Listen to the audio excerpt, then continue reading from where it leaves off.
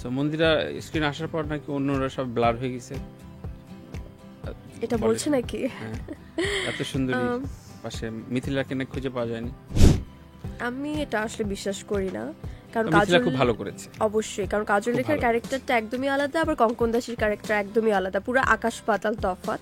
আর মিথিলাপুর একটা fan follower আছে এবং সে যে ক্যারেক্টারটা করেছে সেটা খুবই স্ট্রং। অনেক গুণী মানুষও দেখতে গিয়েছে, সবাই বলছে যে ছোটবেলায় তাদের পাঠ্যপুস্তকে ছিল পড়েছে, কিন্তু তারা এটা কখনো কল্পনা করেনি যে এটি আপনার চলচ্চিত্র হিসাবে তারা কখনো দেখতে পাবে। তো এটা যে পাচ্ছে তাদের কাছে এটা একদম নতুনত্ব লাগছে। আত্মীয় স্বজনরা আমার সাথে গিয়েছিল, তখন তারা খুবই অধীর আগ্রহী ছিল আমাকে কখন দেখাবে, কিন্তু আমি না ওরকম হাফ টাইমের পরে না, ইয়েস হাফ টাইমের পরে। সো আমি কখনো ওইভাবে চিন্তা করছিলাম যে আমাকে কখন দেখবে, আমাকে কখন দেখবে। আমি ফার্স্ট টু লাস্ট দেখছিলাম যে দর্শকরা হচ্ছে কাজল রেখা দেখছে হলে গিয়ে, ডে বাই ডে দর্শক বাড়ছে এবং খুবই ভালো প্রতিক্রিয়া তাদের।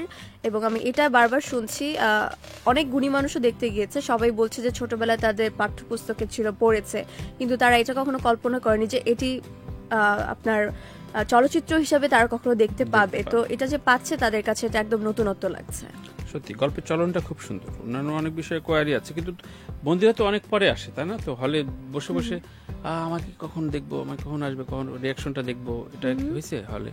না, এটা আসলে হয়নি। অনেকেই যখন আমাদের ফ্রেন্ডরা বা আত্মীয় স্বজনরা আমার সাথে গিয়েছিল, তখন তারা খুবই অধীর আগ্রহী ছিল আমাকে কখন দেখাবে, কিন্তু আমি না ওরকম হাফ টাইমের পরে না, ইয়েস হাফ টাইমের পরে। সো আমি কখনো ওইভাবে চিন্তা করছিলাম যে আমাকে কখন দেখবে, আমাকে কখন দেখবে। আমি ফার্স্ট টু লাস্ট দেখছিলাম যে স্টোরি লাইনটা কিভাবে যাচ্ছে, কারণ আমি তো পুরো মুভি দেখিনি, তখনই আমি ফার্স্ট শোতে দেখেছি যে কোনটার পর কোনটা হচ্ছে।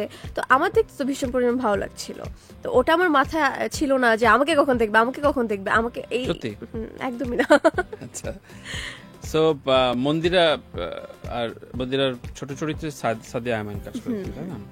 সো মন্দিরা স্ক্রিন আসার পর নাকি অন্যরা সব ব্লার হয়ে গেছে, এটা বলছে নাকি? হ্যাঁ, এত সুন্দরী পাশে মিথিলাকে না খুঁজে পাওয়া যায়নি।